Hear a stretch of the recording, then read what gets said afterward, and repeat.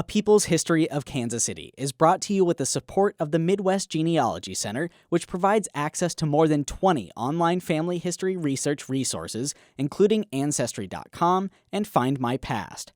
Learn more at mymcpl.org/genealogy. Can I touch it? Yes.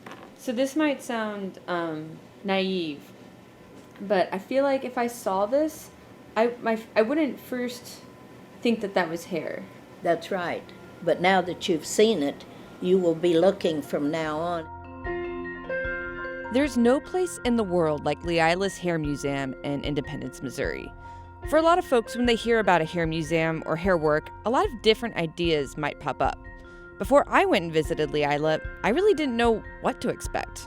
I thought maybe the museum would be about the history of cosmetology or a large collection of wigs or hairy things. But what I found was far beyond any of that.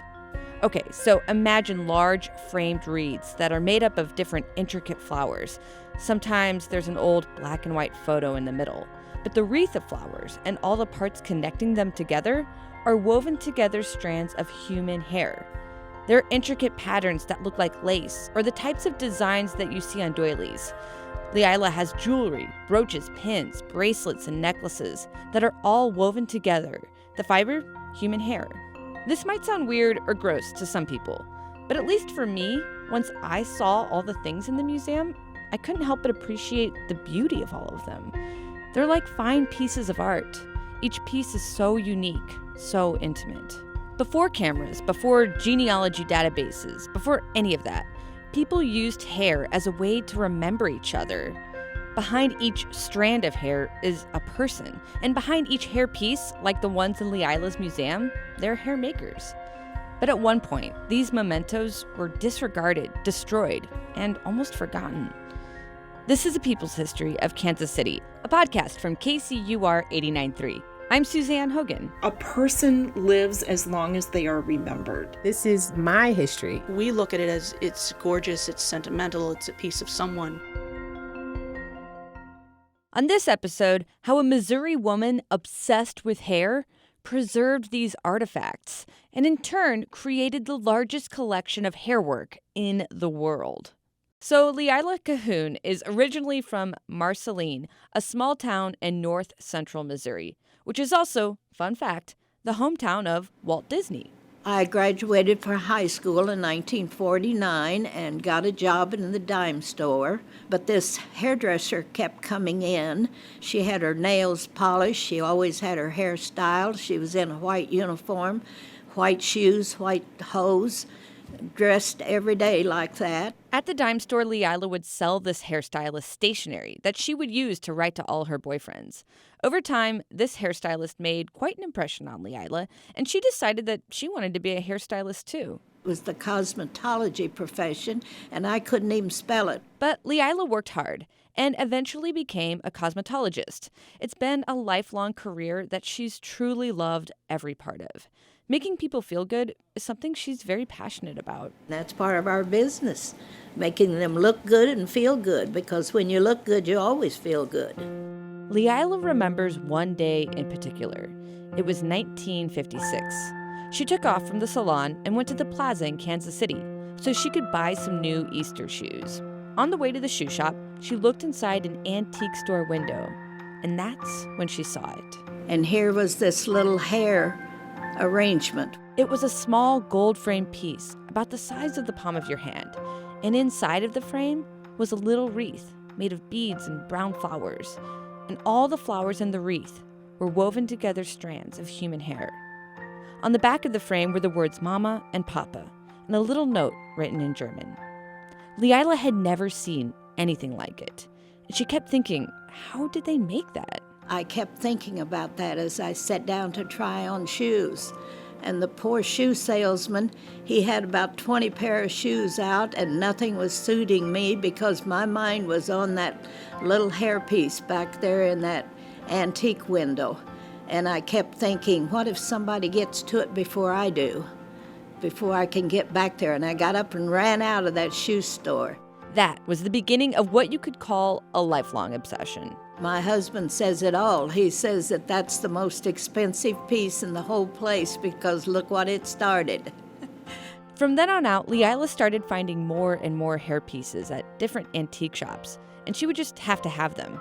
She says it was almost like they were finding her. And when I had too many under the beds and couldn't in the closet and couldn't take care of them anymore, I had to find a room to put them in. And not only that, but I wanted to share them with people because it was so interesting. And so that was how my museum got started. Fast forward about 60 years, and Leila, who is fashionable as ever, has nearly 750 hair wreaths on display in her museum and about 2,000 pieces of hair jewelry. And she just keeps collecting. In fact, I've got a room I'm starting to fill up. I've got another 150 or so that I haven't really told my husband about. Leila has had visitors come to her museum in Independence from all over the world. The visitors are hair enthusiasts, curious passerbys, and celebrities. She recently had a visit from the Prince of Darkness himself. Ozzy Osbourne was here. I had to make up my mind. I knew that I wanted a piece of his hair for my famous wall. And I had laid a bracelet out, and I asked him to remove his hat, and he did. And I took out my scissors and comb and cut a piece of his hair right up the back of his head. Did he notice? Oh, yes, he knew. But I didn't want to take a chance of asking him and him tell me no. I wanted his hair, so I got it. Leila is so passionate about every piece in her collection that she can't believe so many people, even antique dealers, haven't seen the value in them. I'd find a frame empty in an antique shop, and I'd say, "What did you do with the hair?" And they look at me and say, "How did you know there was hair in there?" Well, those things I know, I can spot them. And I asked, "What did you do with the hair?" And they said, "I was going to burn it because people died of the plague and they had all these diseases." I said, "You're not going to catch a thing from that hair. So when you destroy it, it's gone forever, and that's somebody's family. No, it should be preserved. It should be put out on the wall where other people can share it." Some of the hair wreaths in Leila's collection are family trees from the mid-1800s. I normally start with this one with 150 names on it. Leila points to a large framed hair wreath in the front parlor. And each one of the flowers has a piece of black tape. See the ink? So it corresponds with the name, so you know exactly whose hair was used. While folks didn't see the value or misunderstood these pieces, Leila has been preserving them, and she's been building a following. Her interest in these objects helped actually literally save them from being destroyed. Helen Shoemaker is author of the book Love Entwined, The Curious History of Hairwork in America. She teaches history at Miami University in Ohio. She first visited Leilas Museum back in the 90s when she was researching her book. Her first impressions? It's just a lot of hair. It's a lot of hair. Helen says when she was researching her book, there wasn't a whole lot of scholarship on hairwork, so going to Leilas Museum was an incredible experience. She says Leila has turned into an important keeper of hair history. Everything has its history, even hair art. So let's dive into it. Human hair has been used as a medium, at least in European history, from as early as the Middle Ages. Helen says in those times it was mostly used as a way to memorialize the dead. But then in the mid-1700s, a big shift happened. Roughly around the age of Napoleon in Paris, it was a fashion item with the sentiment attached. So the real idea was that you would have the hair of a loved one or your own hair worked fairly elaborately into jewelry that you would wear. Making and wearing hair for fashion starts to show up in the U.S. in the late 1700s, too. Then the Victorian era, the 1800s, was the heyday of hair art and hairwork in America. It was super common for hair pieces to be given between friends and relatives as a token of love and friendship, or for folks to make their own hair wreaths. Professional hair workers, men and women, would advertise in magazines that they could make custom pieces for order. And there were frequently instructional how-to articles published in women's magazines so people could make different types of things at home. Helen says it was a popular hobby for white middle-class women of the time. These were deeply sentimental pieces. made to help people keep close with one another and to help a person's story, their memory, and legacy live on, even after their death.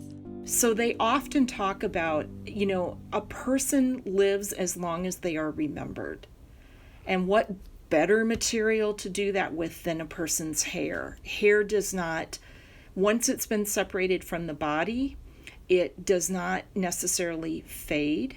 It doesn't really change in its appearance. And as her collection shows, for centuries, it will be largely unaffected by time, which is exactly why Victorians saw hair as a living link between themselves and those who had passed.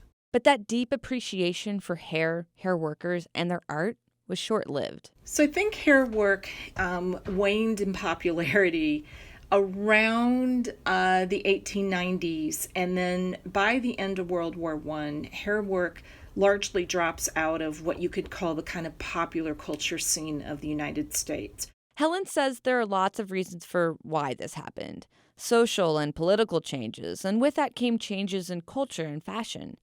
But the other major reason for its decline in popularity was the discovery of germs.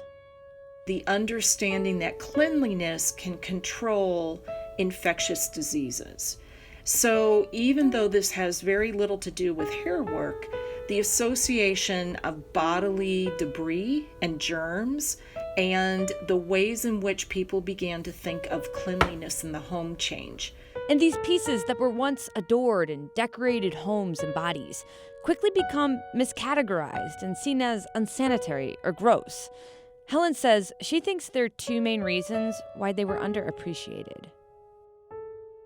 They're very, very individualized. They're literally made of somebody's hair. And so they're a kind of uneasy form of decor or jewelry. The other is that it was about women. In the 19th century, hair work was associated with women.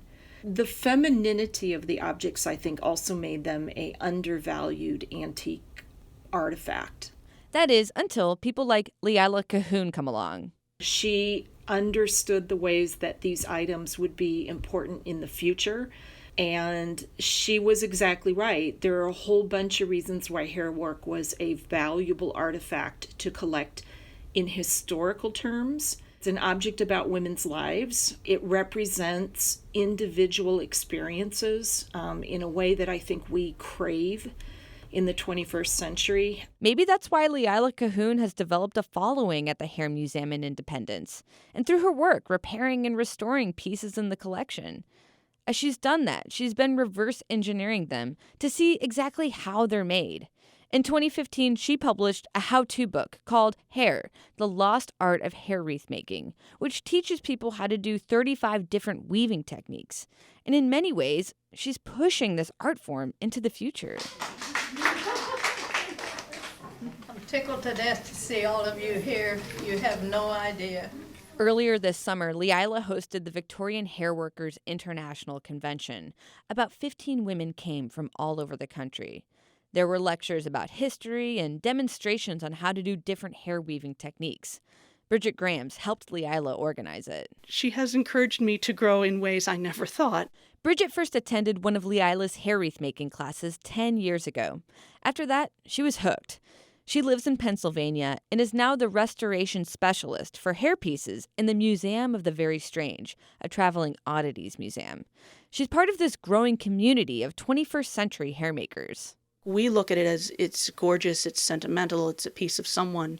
The thought of running your hand through your lover's hair, the lock of hair belonging to your child. It's a chance to hold on to that person. Every strand of hair is one more second, one more breath, one more word that they're still with you on this earth. Got it all set?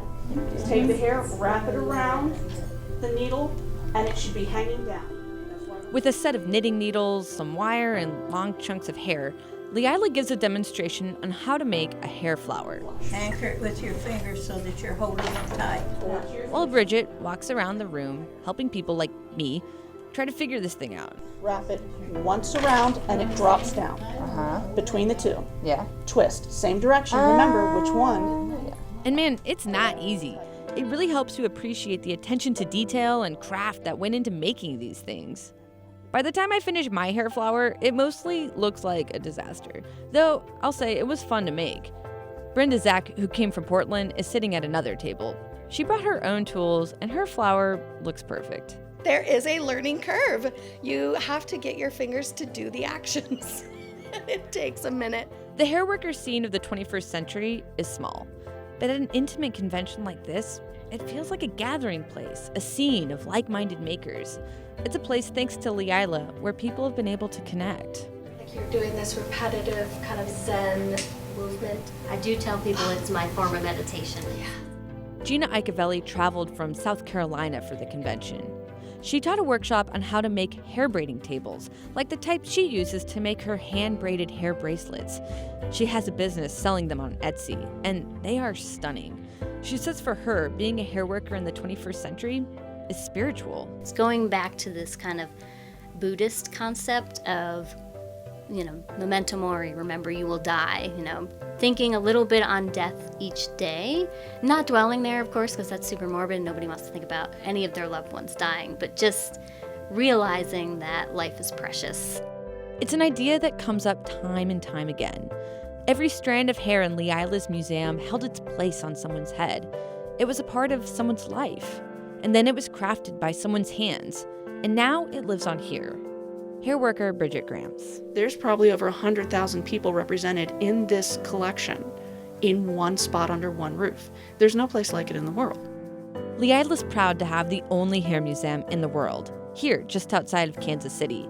She doesn't know why someone else hasn't opened another one, but either way, she's proud to be a part of keeping this art form alive by displaying her large collection and her love of hair work to generations to come.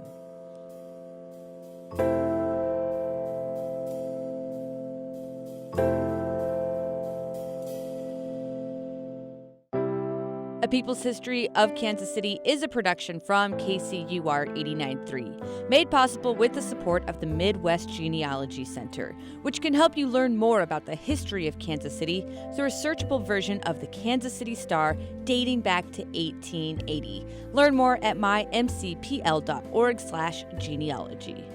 Do you know of someone who's preserving our history in a really unique way, like Leila Cahoon? Tell us about it. You can give us a call and leave a message, 816-235-8930, 816-235-8930, or you can send us an email, peopleshistorykc@kcur.org. I've been loving all the ideas and stories that we've been getting so far, so please keep them coming. If you missed our episode about an endangered German dialect in Cole Camp, Missouri, or the story behind the oldest continuously operating Latino service organization in the country, please go back and listen. And if you like what you hear on these episodes, feel free to share them with your friends, or better yet, write us a review. Our team is made up of Sylvia Maria Gross, Mike Russo, Ann Kniggendorf, and Celisa Kalakal. We had help from CJ Janovi, Cody Newell, Krista Henthorn, and Tracy Bauer. Our theme music is by Primary Color, and we also had tracks this episode from Blue Dot Sessions. I'm Suzanne Hogan. Take care, and thanks for listening.